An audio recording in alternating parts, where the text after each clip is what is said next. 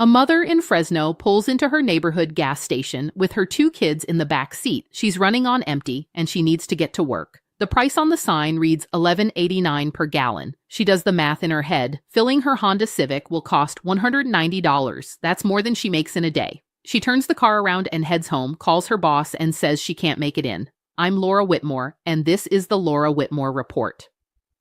Before we dive into this investigation, I need you to do something critical right now. Hit that subscribe button, click the like button, drop a comment below with your thoughts on what's happening to fuel prices in your state. Share this video with everyone who needs to understand what's really happening in California and across the American Southwest. This is the only official Laura Whitmore Report channel. What you're about to hear should concern every American watching energy policy unfold in real time. Today, we're examining how California reached a point where $12 per gallon gasoline has gone from impossible to inevitable, where working families are being priced out of their own lives, where emergency responders can't afford to keep ambulances fueled, where the entire economic infrastructure of the most populous state in America is collapsing under the weight of its own policy decisions. This isn't a prediction. This is happening right now. And the ripple effects are spreading across 3 states. Let me show you exactly how we got here, who's responsible, and what happens next if no one changes course.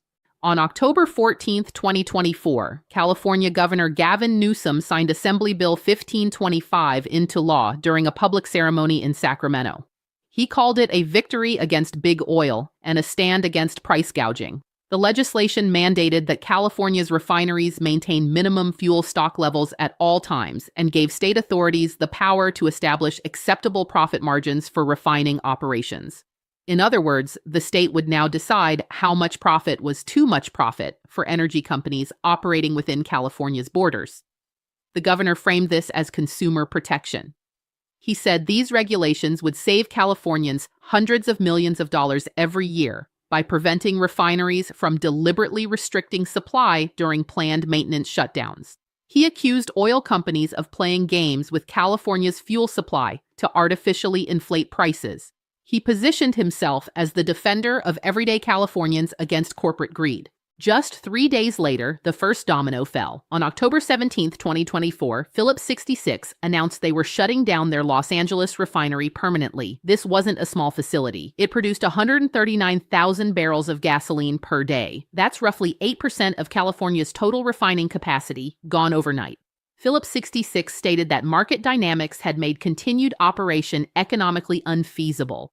In plain language, California's new rules made running a refinery impossible. Then, in April 2025, Valero Energy dropped another bombshell. They announced the closure of their Benicia refinery, effective April 2026. That facility produced 145,000 barrels per day, another massive chunk of California's supply. Valero's chief executive didn't mince words. He pointed out that California had been pursuing aggressive fossil fuel reduction policies for 2 decades, and that the regulatory and enforcement environment in California was now the most stringent and challenging in all of North America. He said the company could no longer justify the capital investment required to meet California's constantly evolving regulatory demands.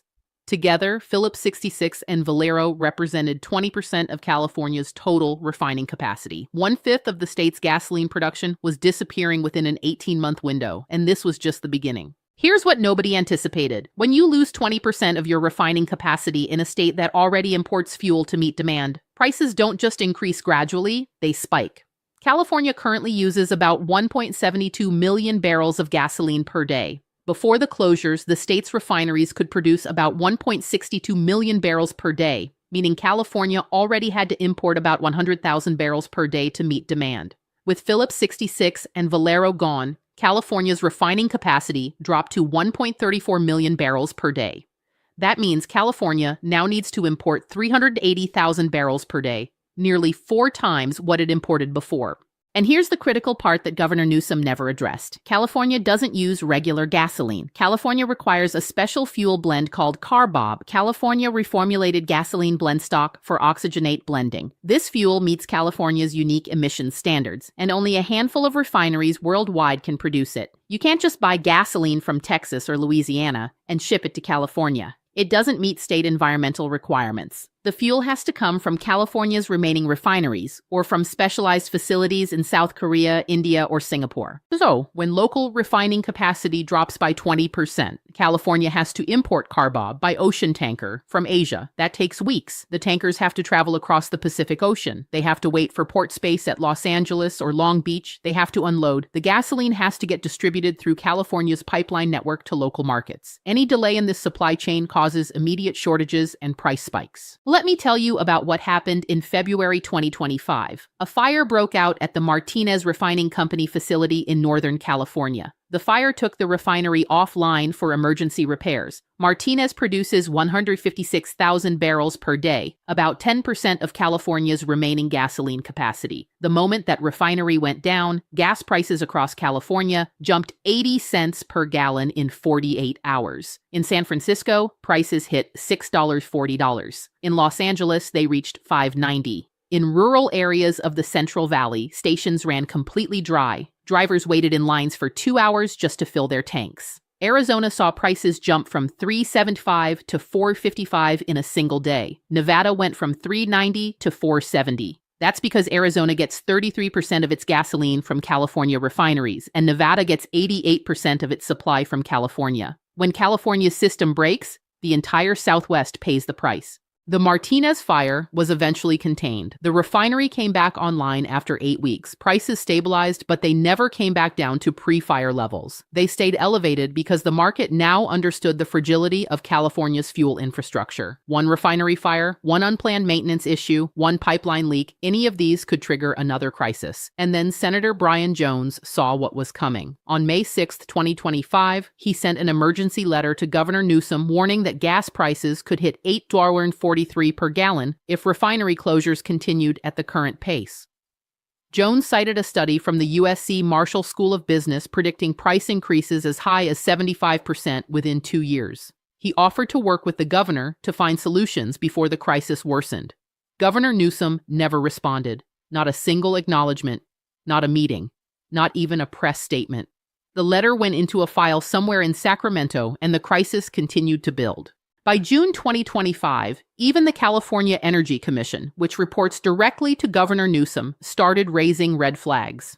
They issued a formal warning that California needed to stabilize refining operations immediately or face severe supply disruptions during the peak summer driving season. The problem was undeniable at this point. Refineries were leaving and the state's fuel supply was in jeopardy. That's when Governor Newsom finally called for what he described as a collective effort to address market disruption. He held a press conference in Sacramento, surrounded by Democratic legislators, and promised that California would handle the crisis without backing down from its environmental commitments. But when reporters asked if he would reconsider the regulations that caused refineries to close in the first place, he dodged the question entirely. He said California would not be bullied by oil companies trying to protect their excessive profit margins. Have you noticed gas prices climbing in your area? What are you paying per gallon right now? Drop a comment and tell me what state you're watching from. I want to know how this crisis is affecting communities across America, because this isn't just a California problem anymore. In July 2025, the situation became desperate. Reports surfaced that California officials had begun secret negotiations to find a buyer for Valero's Benicia refinery. The same state government that had driven Valero out with impossible regulations was now scrambling behind closed doors to keep them operating. According to sources familiar with the negotiations, California was prepared to offer hundreds of millions of dollars in subsidies, tax breaks, and regulatory relief to any company willing to purchase and operate the Benicia facility. Let that sink in for a moment. California passes regulations that make refining economically impossible. The refinery announces closure, and then California offers massive taxpayer-funded subsidies to keep it open. The state was now paying companies to do what those companies had been doing profitably for decades before Sacramento intervened. By August 2025, the California Energy Commission quietly delayed enforcement of the profit cap penalties until 2030. The very regulation Governor Newsom had championed to protect consumers from price gouging got postponed for 5 years. Vice Chair Siva Gunda assured the public this would ensure a smooth transition, but the message was crystal clear. The regulation couldn't actually work in the real world. It was economically impossible to implement without completely destroying California's remaining refining capacity. So, what happened to the fight against big oil greed? What happened to holding energy companies accountable? It disappeared the moment reality set in. Meanwhile, gas prices kept climbing. California's statewide average hit $5.80 per gallon in September 2025. By November, it reached $6.50. Los Angeles was seeing prices above $7 at many stations. San Francisco hit $7.80, and these were average prices. In rural communities, in mountain areas, in places where transportation costs added to the base price, some stations were already charging $9 per gallon. Then came the real catastrophe. On December 3rd, 2025, a magnitude 5.8 earthquake struck near Bakersfield in central California. The quake itself caused minimal damage to buildings and infrastructure, but it triggered automatic safety shutdowns at two refineries, Chevron's facility in Richmond and Valero's operation in Benicia, which was still running while sale negotiations continued. Both refineries went offline simultaneously, taking 210,000 barrels per day of production out of the market in an instant. Within 72 hours, California gas prices exploded. The statewide average jumped from $6.50 to $9.20. That's a $2.70 increase in 3 days. In the Bay Area, prices hit $10.85. In Los Angeles, they reached $10.40. Rural stations in Northern California charged $11.50 per gallon because their supply costs were higher and their ability to absorb price shocks was non-existent. Panic buying set in immediately. Drivers rushed to fill up before prices went higher. Stations ran dry within hours. In San Diego, 40% of gas stations had no fuel by day 4 of the crisis. In Sacramento, the number was 35%. In Fresno, it was 50%. People were driving 50 miles to find an open station with fuel, burning $30 worth of gas to save $15 on a fill-up. Emergency services were hit hard. Fire departments had to ration fuel for their trucks. Ambulance companies in rural counties started requesting mutual aid from neighboring regions just to keep vehicles on the road. School districts canceled bus routes. Delivery companies suspended service. The entire logistics infrastructure of California ground to a halt. And here's what makes this even worse. Both refineries came back online after 9 days. The earthquake damage was minimal. They were back to full production by mid-December. But prices didn't come back down. By Christmas 2025, California's average gas price had settled at $8.90 per gallon. It had dropped from the peak, but it never returned to pre-earthquake levels. That's when the USC Marshall School's predictions started looking conservative. They had said $8.43 per gallon. California hit $9.20 and stayed above $8.50 for weeks. The market was now pricing in the risk of future disruptions. Every gallon of gas sold in California carried a premium because everyone knew the next crisis could happen at any moment. Arizona watched its average price leap from $4.20 to $6.80 during the December earthquake crisis. Nevada went from $4.50 to $7.10. Both states saw panic buying and fuel shortages despite having no direct damage from the earthquake. They were simply dependent on California's refineries, and when California's system failed, they failed too. On January 8, 2026, just 5 days ago, Chevron made an announcement that sent shockwaves through energy markets. They were closing their Richmond refinery permanently, effective March 31, 2026. The facility produces 245,000 barrels per day, making it one of the largest refineries in Northern California. Chevron's chief executive said the company could no longer justify operating in California's regulatory environment. He said the state had made it clear through both policy and rhetoric that fossil fuel companies were not welcome, and Chevron was responding accordingly by redirecting capital to states and countries that wanted their investment. Governor Newsom's office issued a statement calling Chevron's decision a betrayal of California workers and an attempt to dodge environmental accountability. But the statement never addressed the obvious question.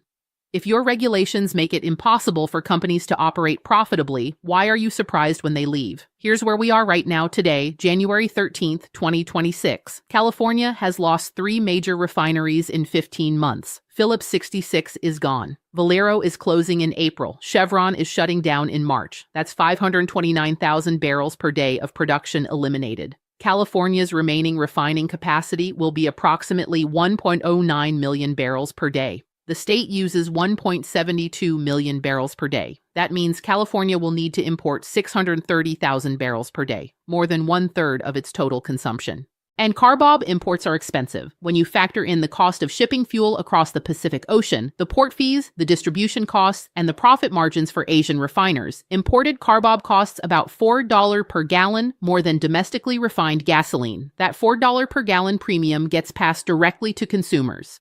Energy analysts are now predicting California gas prices will hit $12 per gallon by summer 2026.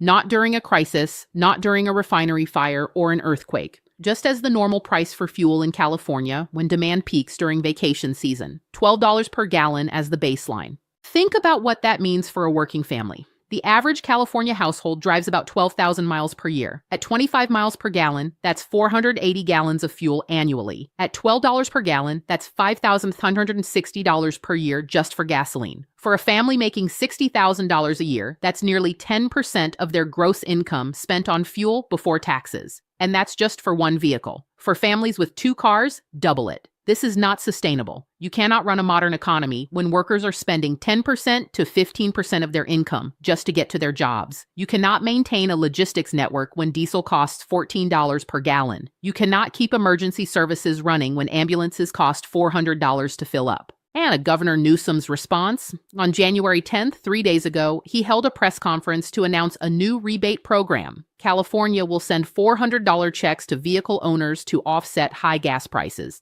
He called it immediate relief for struggling families.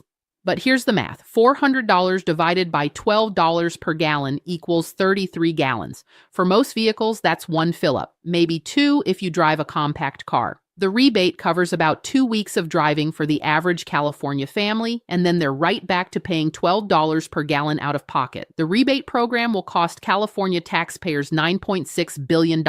That's billion with a B, $9.6 billion to give people $400 each so they can afford 2 tanks of gas. Meanwhile, the policies that caused $12 gas in the first place remain completely unchanged. Let me be very clear about something. This crisis was not caused by corporate greed. It was not caused by oil companies' price gouging. It was not caused by market manipulation. The Federal Trade Commission investigated California's fuel market in 2024 and found no evidence of illegal pricing behavior. Independent economists at Stanford, UC Berkeley, and USC all reached the same conclusion. Refineries were not making excessive profits. They were operating on margins that made continued investment in California economically irrational. This crisis was caused by policy decisions made by elected officials who refused to accept the basic economic reality that when you make something prohibitively expensive to produce, production stops. When you regulate an industry to the point where profit becomes impossible, that industry leaves. And when that industry is essential to your entire economy, its departure creates catastrophe. California was warned. Arizona Governor Katie Hobbs and Nevada Governor Joe Lombardo sent a joint letter to Governor Newsom in September 2024, 7 months before the crisis reached its current level. They warned that California's refinery regulations would trigger fuel shortages and massive price increases across the entire Southwest. Governor Newsom dismissed them. He called their concerns oil industry talking points. He accused a Democratic governor from Arizona of being a puppet for big oil because she dared to point out that California's policies would harm her state. Senator Brian Jones warned in May 2025. He was ignored. California's own Energy Commission warned in June 2025. They were overruled. Industry experts, independent economists, trade associations, neighboring states, everyone who understood energy markets tried to sound the alarm, and every warning was dismissed as corporate propaganda. Now we're here. $12 per gallon gas isn't a hypothetical anymore. It's the new reality, and it's going to get worse before it gets better, if it gets better at all. Because here's what's coming next. Chevron closes in March. That's 245,000 barrels per day gone. Valero closes in April. That's another 145,000 barrels per day gone. By May 2026, California will have lost 45% of the refining capacity it had in October 2024. Almost half. In 18 months. California is now completely dependent on imported fuel to survive, and imports are subject to global market conditions California cannot control. If there's a typhoon in the South China Sea that delays tanker shipments, California runs short. If India or South Korea decide to prioritize domestic consumption over exports, California runs short. If there's political tension with Asian trading partners, California runs short. The state has surrendered its energy security to foreign suppliers operating 6,000 miles away. And the environmental impact is worse than if California had just kept its refineries running. Those tankers crossing the Pacific Ocean burn bunker fuel, the dirtiest fuel oil available. Each shipment generates more carbon emissions than refining that same fuel domestically would have produced. But California can claim its in-state emissions are lower, even though global emissions are higher. It's accounting fraud on a planetary scale. Before you go, I need you to do something. Subscribe to the Laura Whitmore Report if you haven't already. This channel will continue covering the stories others won't touch. Drop a comment below and tell me, do you think California should reverse these regulations? Should neighboring states be compensated for damage caused by California's policies?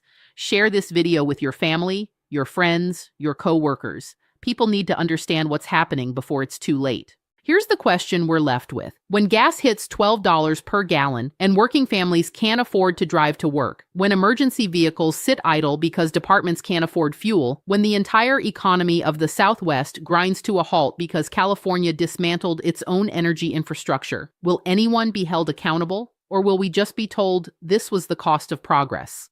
The answer to that question is being written right now. And so far, no one in power seems interested in changing the script.